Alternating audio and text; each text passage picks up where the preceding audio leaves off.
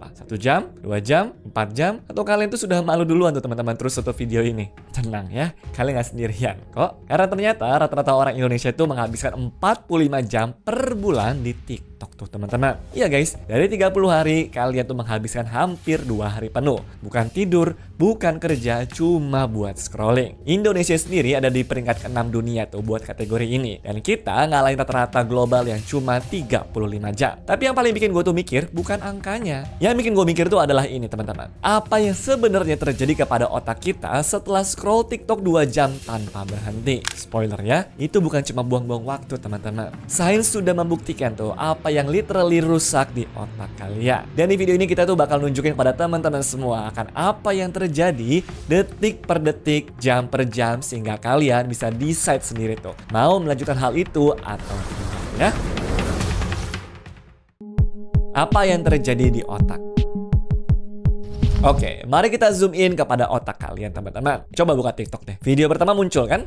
Nah, otak kalian tuh langsung dapat hit kecil dari dopamin teman-teman. Dan itu adalah hormon kepuasan yang sama yang muncul waktu kalian tuh makan martabak, dapat gaji mungkin, atau di like juga tuh sama gebetan. Cuma masalahnya, hit dopamin dari TikTok itu tuh kecil banget, tapi datangnya terus-terusan. Itu datangnya setiap 15 sampai dengan 30 detik sekali. Otak manusia tuh nggak didesain buat ini. Otak kita guys evolusi tuh buat survival. Dopamin itu juga soalnya nih biasanya keluar waktu kita menemukan makanan, waktu kita juga merasa aman, atau waktu kita juga selesain tugas yang susah tuh teman-teman. Itu adalah reward yang otak kita tuh harapkan harus diusahain dulu. Tapi di TikTok gimana? Kalian cuma swipe doang tuh ke atas. Itu doang. Effortnya 0 kan? Tapi rewardnya dapet. Nah, studi yang baru aja dirilis sama American Psychological Association di tahun 2025 lalu menemukan sesuatu yang ngeri banget tuh teman-teman. Dimana katanya brain rot itu tuh nyata, dan itu adalah sindrom neokognitif yang bisa diukur secara ilmiah. Ya guys, brain rot yang sering kita bercandain di komen TikTok itu sebenarnya adalah istilah medis yang valid sekarang ini.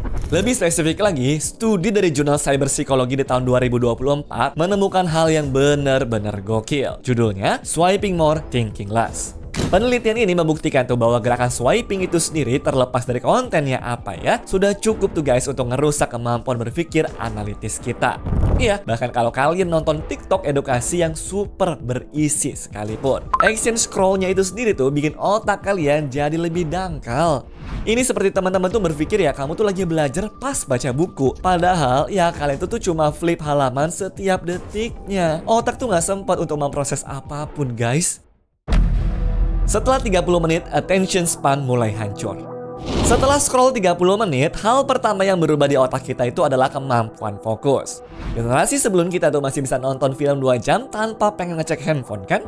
Tapi sekarang gimana? Pasangan kita aja tuh teman-teman gak bisa fokus selama presentasi 5 menit di kantor doang tuh. Tapi bisa scroll TikTok 4 jam tanpa kelar-kelar. Ironis kan? Nah, riset terbaru menemukan nih teman-teman kalau attention span manusia pun juga sekarang turun menjadi 47 detik saja. 47 detik ya. Itu lebih pendek daripada durasi rata-rata satu video TikTok. Artinya, otak kalian tuh sudah nge-train diri sendiri nih atau sudah ngelatih diri sendiri bahwa apapun yang gak ngasih dopamin dalam 47 detik sama dengan boring dan juga sama dengan skip teman-teman. Akibatnya, mahasiswa Indonesia yang gue baca ceritanya di artikel penelitian ngomong seperti ini. Setelah scrolling TikTok 2 jam, rasanya seperti otak saya menjadi bubur saat mencoba membaca buku teks. Paragraf pertama aja tapi sudah terasa seperti mendaki gunung. Itu bukan lebay ya teman-teman, itu adalah sains. Otak kalian sudah ngeset baseline stimulasi yang tinggi banget tuh pokoknya. Makanya, waktu kalian tuh mencoba mengerjakan hal yang butuh fokus dalam, misalnya dibaca buku, dengerin dosen, atau bikin laporan, otak kalian tuh langsunglah kelaparan. Dia otomatis minta dopamin lagi teman-teman. Dan kerjaan pun juga lama-lama jadi terasa seperti siksaan tuh. Padahal dulunya biasa aja. Studi di Indonesia yang dilakuin sama di SDN 2 Barangah bahkan menemukan pola yang sama di anak SD. Iya, anak SD kelas 5 nih yang sudah punya kebiasaan scroll TikTok, punya motivasi belajarnya tuh bakalan turun, kemudian fokusnya hancur dan juga gampang menjadi impulsif. Itu artinya sebagian generasi muda Indonesia lagi tumbuh tuh teman-teman dengan otak yang gak pernah dilatih buat fokus secara dalam. Bayangin coba 10 tahun lagi ke depan seperti apa. Kita mau mengharap mereka menjadi dokter, insinyur, ataupun programmer. Sementara mereka aja gak bisa baca soal cerita matematika tanpa kabur ke TikTok tuh. Setelah 1 jam, emosi lu mulai kacau.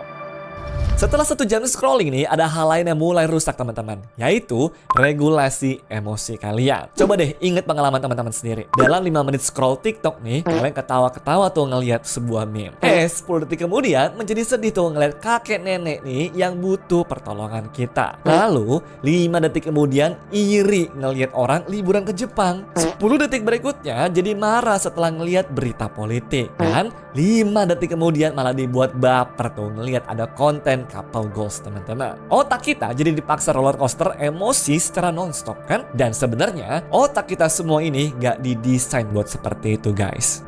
Hasilnya apa? Apa yang disebut sebagai emotional flattening ataupun artinya pemerataan emosi. Kelamaan terkena gelombang emosi cepet-cepet ini guys, membikin otak kalian tuh beradaptasi dengan cara nurunin sensitivitas emosi kita. Akhirnya hal-hal yang dulu itu bikin kalian tuh super seneng nih, ya sekarang biasa aja. Ada yang ngerasa seperti itu nggak? Hal yang mungkin dulunya juga bikin sedih nih, sekarang berasa ya udahlah. Itulah teman-teman kenapa banyak Gen Z Indonesia merasa numb tuh. Bukan depresi gitu ya, tapi datar aja tuh hidupnya. Ya pokoknya hidupnya tuh jalan tapi kayak nggak berasa aja lah.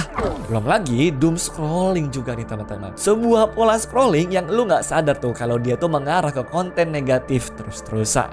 Sebuah studi nih yang melibatkan 800 mahasiswa di Amerika dan juga Iran menemukan tuh teman-teman kalau paparan media negatif yang berlebihan itu bikin kecemasan eksistensial dan juga pandangan hidup yang lebih suram.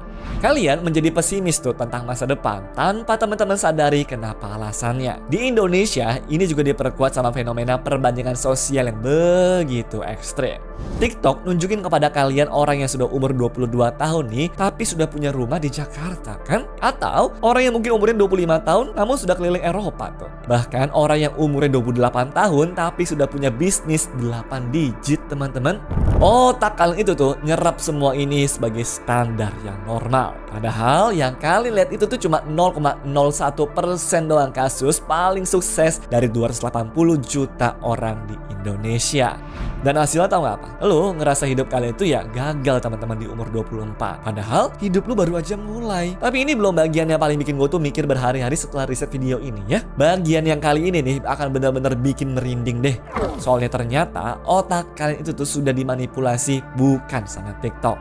Maksud gue begini, banyak orang nyalain TikTok, Instagram ataupun YouTube juga kan. Tapi sebenarnya guys, algoritma mereka tuh sudah mempelajari otak kalian itu lebih dari lo sendiri yang ngerti otak kalian. Tech company itu tuh teman-teman nge-hire neuroscientist, psikolog dan juga ahli perilaku buat ngedesain fitur mereka. Mereka tuh tahu persis kapan lo tuh paling lemah, dimana biasanya jam 11 malam atau waktu kalian tuh capek dan waktu willpower teman-teman tuh paling rendah ya. Mereka tahu juga konten apa yang bikin teman-teman tuh nge-pause scrollnya dulu. Mereka tahu juga pattern key press dan gerakan mata kalian nih yang bisa ngalihin sukarela ke titik fokus tuh. Jadi sebenarnya setiap kali buka TikTok dan juga semacamnya, lo itu tuh lagi battle sama tim yang dibayar miliaran dolar tuh teman-teman dengan satu tujuan, yaitu bikin kalian gak bisa berhenti ya. Mereka punya data 157,6 juta pengguna Indonesia kok guys. Setiap swipe kalian tuh dipelajari. Setiap waktu lo berhenti tuh juga dipelajari. Setiap konten yang bikin kalian tuh nge-screenshot pun juga dipelajari teman-teman. Itu sebenarnya perang yang gak fair sama sekali kan. Kalian cuma punya otak biasa nih, lawannya tuh AI yang dilatih dengan data triliunan interaksi, coba bayangin. Dan inilah kenapa waktu lo bilang, gue cuma 5 menit aja deh, terus tahu-taunya sudah 2 jam tuh. Itu bukan karena kalian tuh lemah ya, itu karena kalian tuh sengaja didesain biar nggak bisa berhenti. Bagian paling ngeri. Oke, sekarang let's say lo tuh udah sadar dan juga mau berhenti scroll TikTok ya. Apa yang terjadi di otak teman-teman tuh? Setelah 12 jam gak buka TikTok, otak kalian tuh akan rilis kortisol tuh teman-teman, yaitu adalah hormon stres. Kalian akan ngerasa cemas dan juga gelisah. Ya pokoknya ngerasa gini deh, ada yang ketinggalan gak ya? Atau ada notif penting gak ya? Atau bahkan nih, apa yang lagi viral ya? Nah, itu disebutnya sebagai FOMO ya teman-teman. Dan itu adalah reaksi withdrawal yang sama persis seperti orang yang berhenti dari narkoba. Bukan sebanding ya tingkat rusaknya, tapi mekanisme di otaknya itu sama, yaitu dopamine pathway yang sudah jadi kebiasaan dapat stimulus tiba-tiba menjadi kosong. Setelah 3 hari, kalian tuh bakal mengalami yang namanya adalah phantom vibration syndrome teman-teman. Lo akan ngerasa HP kalian nih bergetar di kantong, padahal HP itu nggak ada. Itu tau nggak artinya apa? Otak lo itu tuh sudah terlalu kebiasa nungguin notif sampai-sampai bikin halusinasi sensorik sendiri. Persis guys, seperti orang yang habis putus pacaran. Kesannya ngelihat mantannya di mana-mana kan? Kurang lebih sejenis lah intinya. Nah, tapi setelah 5-7 hari, hal yang magis nih mulai terjadi tuh teman-teman. Kalian mulai notice tuh di mana konsentrasi kalian menjadi kembali. Lo bisa baca buku 30 menit tanpa craving handphone, tidur kalian juga jadi lebih nyenyak, mood pun juga lebih stabil tuh. Bahkan mulai inget juga nih sama hal-hal yang biasanya kalian suka lupa. Setelah 2 minggu kalau konsisten nih, kemungkinan kalian tuh bakal ngerasa seperti versi otak kalian yang dulu teman-teman. Yang lo lupa sudah pernah ada. Teman-teman bakal kaget deh pokoknya. Buset, ternyata otak gue dulu sebagus ini ya. Terus gimana dong? Gue akan bilang untuk delete TikTok ya, karena itu nggak realistis banget nih untuk sebagian orang. Gue sendiri juga masih pakai kok. Lu nonton video gue juga sekarang mungkin direkomendasi sama algoritma tuh. Tapi gue mau kasih beberapa habit kecil yang gue sendiri juga lakukan nih teman-teman. Pertama, saya timer 15 menit setiap kali buka TikTok ya. iPhone dan juga Android punya fitur ini kok. Iya, terkesannya sih kecil, tapi efektif banget. Karena yang ngerusak otak kalian tuh ya bukan TikToknya. Yang ngerusak adalah session 2 jamnya tanpa berhenti tuh teman-teman. Kalau kalian dibikin batas 15 menit, ya otak lu tuh masih bisa kasih reward, tapi nggak sampai overload. Kedua, hapus TikTok dari home screen. Pindahin aja ke folder yang harus dibuka 2-3 kali ya. Terdengar sih sepele teman-teman, tapi beneran deh guys. Ternyata friction kecil seperti ini tuh bikin kalian tuh banyak mikir ulang sebelum menjadi buka. Ketiga, detox 1 hari per minggu ya.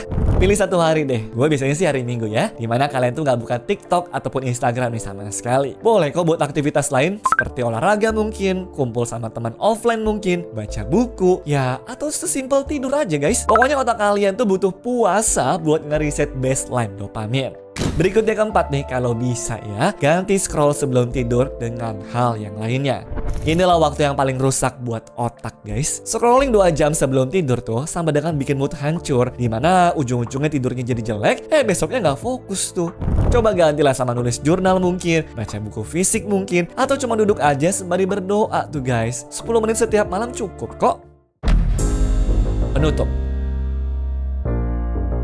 Kita adalah generasi yang punya akses informasi terbanyak dalam sejarah manusia. Tapi ironisnya, kita juga teman-teman ya adalah generasi yang paling susah untuk fokus, paling gampang untuk anxiety, dan juga paling sering nih untuk ngerasa burnout tanpa alasan yang jelas. TikTok bukan jahat ya, algoritma juga bukan musuh kita, tapi otak kita tuh nggak didesain buat melawan sesuatu yang dirancang khusus buat nge-hijack perhatian kita 24 jam dalam seminggu. Jadi setiap kali kalian tuh buka TikTok hari ini, inget ya guys, itu pilihan. Setiap kali teman-teman tuh scroll 2 jam tanpa berhenti, otak kalian yang bayar harganya. Semua pilihannya ada di kalian kok, dan itu setiap kali lo angkat handphone. Dan kalau video ini tuh kena di hati teman-teman, bantu like, subscribe, dan juga share ke teman kalian yang lo lihat nih sudah keracunan TikTok ya. Biar seenggaknya mereka tuh juga bisa aware ya. Komen di bawah juga teman-teman, berapa sih screen time TikTok ataupun Instagram kalian sekarang? Dan kira-kira mau coba detox berapa lama nih teman-teman? Sampai jumpa lagi di video selanjutnya ya. Bye-bye. Anyways, cukup sampai di sini ya guys video hari ini. Sampai jumpa di video selanjutnya. Dah.